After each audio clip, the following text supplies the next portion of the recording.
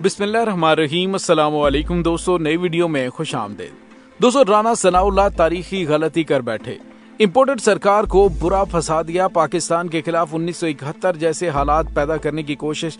गिलगित बल्तिस्तान और कश्मीर से सख्त रद्द-ए-अमल। वीडियो की तफसील में जाने से पहले आप देख रहे हैं हकीकत की दुनिया डॉक्टर अली के साथ। हमारा चैनल सब्सक्राइब करके घंटी के निशान को दबाना मत भूलिएगा। नीज वीडियो को ज्यादा से ज्यादा फेसबुक, व्हाट्सएप और सोशल मीडिया पर शेयर जरूर करें।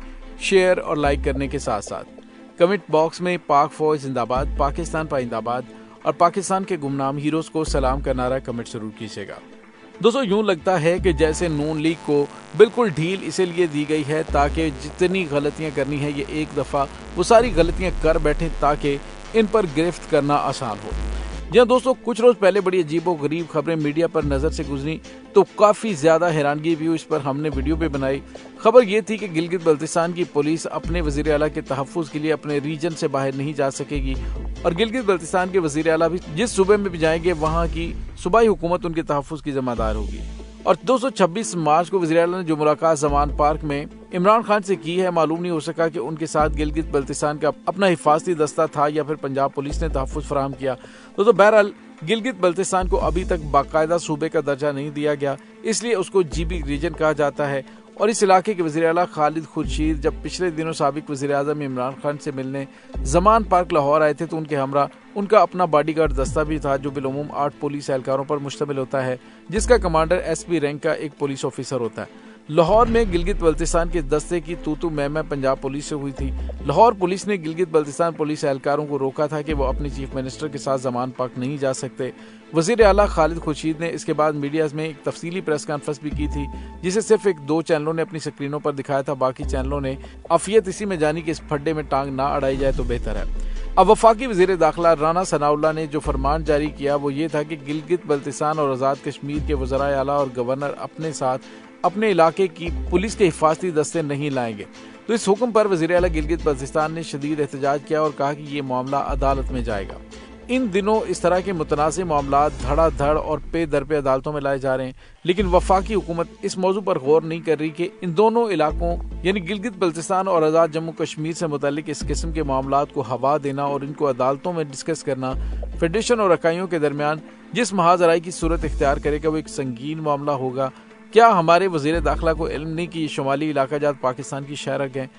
दोस्तों, आप जरा तसव्वुर कीजिए कि जिन इलाकों को आज हम शुमाली इलाका जात या फिर गिलगित बल्तिस्तान कहते हैं, जो अपने फितरी हुस्न की वजह से सारी दुनिया में मशहूर हैं, जहां गिलगित, हुंजा, नगर, यासीन, स्कर्दू, स्तौर, बुंजी, चलास जैसे अहम शहर वाक़े हैं, वो अगर पाकिस्तान की बजाय भारत का हिस्सा होते तो क्या होता।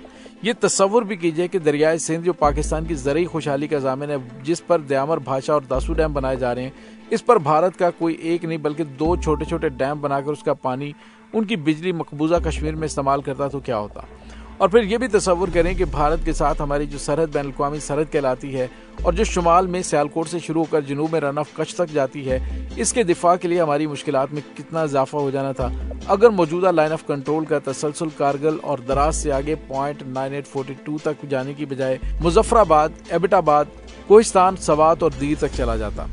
हमारे वज़ीर दाखिला को शायद ये नहीं बताया गया कि 14 अगस्त 1947 को जब बर्रे सगीर तकसीम हुआ और पाकिस्तान मार्ज़ वजूद में आया तो हमारे ये शुमाली इलाका जात महाराजा कश्मीर की रियासत का कानूनी हिस्सा थे। 1935 में ये इलाके ब्रिटिश गवर्नमेंट ने महाराजा कश्मीर से 60 साल के लिए पट्टे पर हासिल किए थे। अंग्रेजों को खतरा था कि चित्राल की जानिब से रूस ब्रिटिश एम्पायर पर हमला कर देगा यानी इंडिया पर हमला करेगा, इसलिए उस खतरे को रोकने के लिए उसने महाराजा से ये इलाके लीज पर लेकर गिलगित में एक स्काउट यूनिट यानी गिलगित स्काउट्स की बुनियाद रखी थी, जिसका कमांडिंग ऑफिसर और सेकंड इन कमांड दोनों ब्रिटिश है। और कश्मीर स्टेट फोर्सेस की एक regular unit 6 Jammu and Kashmir infantry Bunji में मुकीम थी। क़याम पाकिस्तान से 1 माह पहले जुलाई 1947 में बरतानिया ने ये शुमाली इलाका जात जिनकी लीज 1995 में खत्म होनी थी 48 साल पहले ही महाराजा को वापस कर दिए थे। महाराजा कश्मीर ने उन इलाकों को कंट्रोल संभालने के लिए अपने एक पैरामिलिट्री ऑफिसर ब्रिगेडियर घनसारा सिंह को गिलगित बल्तिस्तान भेजा, जिसने 30 जुलाई 1947 को सरकार बरतानिया से इन शुमाली इलाकों का कंट्रोल संभाला। इस तरह न सिर्फ ये शुमाली इलाके बल्कि गिलगित स्काउट्स भी महाराजा के गवर्नर ब्रिगेडियर घनसारा के जेर कमांड आ गई। और पाकिस्तान का क़याम 14 अगस्त 1947 को अमल में आया, लेकिन उस क़याम के बाद भी 31 अक्टूबर 1947 तक ये इलाके महाराजा कश्मीर की रियासत का हिस्सा रहे।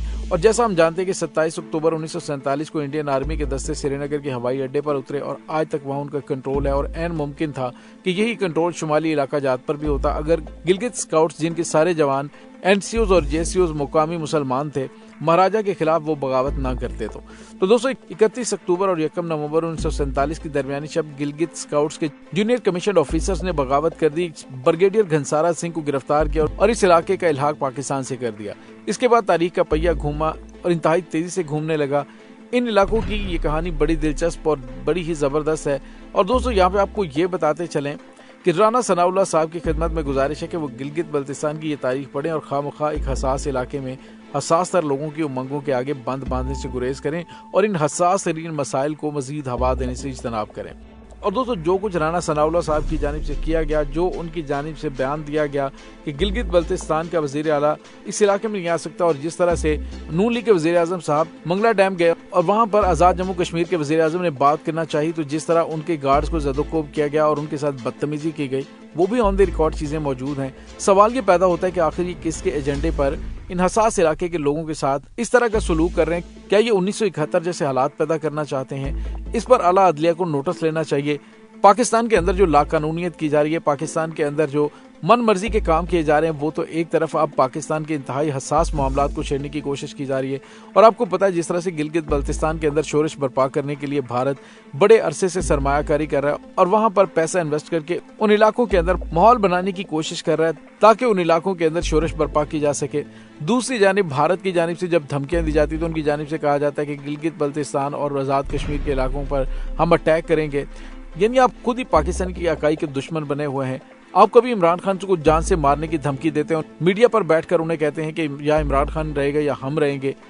सवाल ये पैदा होता है कि इन सियासतदानों की अक्ल घास चरने चली गई है कि ये पाकिस्तान की इकाइयों को तोड़ने के लिए ऐसे हालात पैदा करने की कोशिश करते हैं। सियासी लगाव या फिर इख्तलाफात अपनी जगह पे पाकिस्तान को इस तरह के बयानात शदीद मसाइल का शिकार कर सकते हैं। दोस्तों दूसरी जानिब आपको ये बताते चलें कि अब गुजरांवाला की अदालत ने जो राना सनाउल्लाह के नाकाबिले जमानत वारंट गिरफ्तारी जारी किए थे, उन वारंट्स को मनसूख कर दिया गया है। अदालत ने नून लीगी रहनुमा राना सनाउल्लाह की वारंट गिरफ्तारी की दरखास्त मंजूर करी। उन्हें 5 लाख रुपए के मुचलके जमा करवाने का हुक्म दिया। पेशी के बाद राना सनाउल्लाह ने कहा कि 8 अक्टूबर को कौमी और सूबाई असम्बलियों के इलेक्शन होंगे, यानी कि आज जो सुप्रीम कोर्ट ऑफ पाकिस्तान की जानिब से अहकाम दिए गए हैं उसके बाद भी राना सनाउल्लाह की जानिब से वहीं पर अपना पॉइंट ऑफ व्यू रखा गया। उन्होंने कहा है कि इलेक्शन 8 अक्टूबर को ही होने हैं, इदारों ने जो करना है वो कर लें। उसके बाद राना सनाउल्लाह ने कहा कि मैंने इमरान खान को धमकी नहीं दी, मैंने किसी को धमकी नहीं दी, मैं सियासी वजूद की बात की थी, मेरी बात को गलत समझा गया है। उन्होंने कहा कि इमरान खान के खिलाफ जमानतों का जुमा बाजार लगा हुआ है, उन्होंने दहशत गर्दों को आने की दावत दी, हालात खराब किए। मरियम नवाज कभी जत्था लेकर अदालत में पेश नहीं हुई, तो शायद राना सनाउल्लाह साहब का हाफजा भी कमजोर हो गया। नैब में जब पेशी के लिए मरियम नवाज गई थी तो वो इंटें और रोडों से बड़ी गाड़ियां लेकर गई थी, और ये नून लीग का वतीरा रहा है कि वो अपनी मर्जी के खिलाफ जो भी फैसले होते हैं न सिर्फ उन्हें चैलेंज करते हैं बल्कि अनारकी भी फैलाने की कोशिश करते हैं। दोस्तों दूसरी जानिब आपको ये बताते चलें कि हुकूमत में शदीद तरीन फूट पड़ चुकी है। वजीर रेलवे और नून लीगी रहनुमा ख्वाजा आसिफ मरियम नवाज को लीडर मानने का जवाब उसने गोलमोल कर दिया। वफाकी वजीर से सवाल किया गया कि आप पहले कहते थे कि मरियम नवाज को लीडर नहीं मानता, क्या आप मानते हैं? इस पर जवाब देते हुए नून लीगी रहनुमा ने कहा कि नवाज शरीफ और शहबाज शरीफ मेरे कायद हैं, मरियम नवाज बहनों की तरह है, जहां उनको मशवरे की जरूरत होती है हम सब उसको मशवरा देते हैं और सपोर्ट करते हैं, इस मामले में कोई अभाम नहीं है। उसने कहा नून लीग इलेक्शन के लिए तैयार है, लेकिन मौजूदा हालात में इलेक्शन करवाए गए तो नफरत की बहुत बड़ी लहर आएगी। सब फ्रीक इलेक्शन की यकीन दहानी करवाएं तब भी इलेक्शन होने चाहिए। नवाज शरीफ की क़यादत में नून लीग आगे बढ़ रही है। तो दोस्तों यहाँ पे आपको ये बताते चलें कि अब सुप्रीम कोर्ट ऑफ पाकिस्तान की जानिब से तो 90 रोज में इलेक्शन करवाने का कहा गया, और इसके साथ ही उन्होंने इलेक्शन कमीशन की जानिब से किए जाने वाले गैर कानूनी फैसले को भी मुस्तरद कर दिया। उसके बावजूद वजीर दाखिला की जानिब से कहा जा रहा है कि मैं पाकिस्तान के आईन कानून की नहीं मानता। सवाल ये पैदा होता है कि जब आप मुल्क के आईनों कानून की नहीं मानते तो फिर पाकिस्तानी अवाम आपको नहीं मानती। आपको जिस तरीके से पाकिस्तान पर मुसल्लत किया गया है, अब इलेक्शन के अंदर ही पाकिस्तानी अवाम आपसे इसका बदला लेगी। दोस्तों इस तमाम सूरत हाल के बारे में आपका क्या कहना है? कमेंट सेक्शन में अपने ख्यालात का इजहार जरूर कीजिएगा। इंशाल्लाह बहुत जल्द मिलते हैं एक नई वीडियो में, तब तक के लिए अपना बहुत सारा ख्याल रखिएगा। पाक फौज जिंदाबाद, पाकिस्तान पाइंदाबाद, पाकिस्तान के गुमनाम हीरोज को सलाम, अल्लाह वारिस।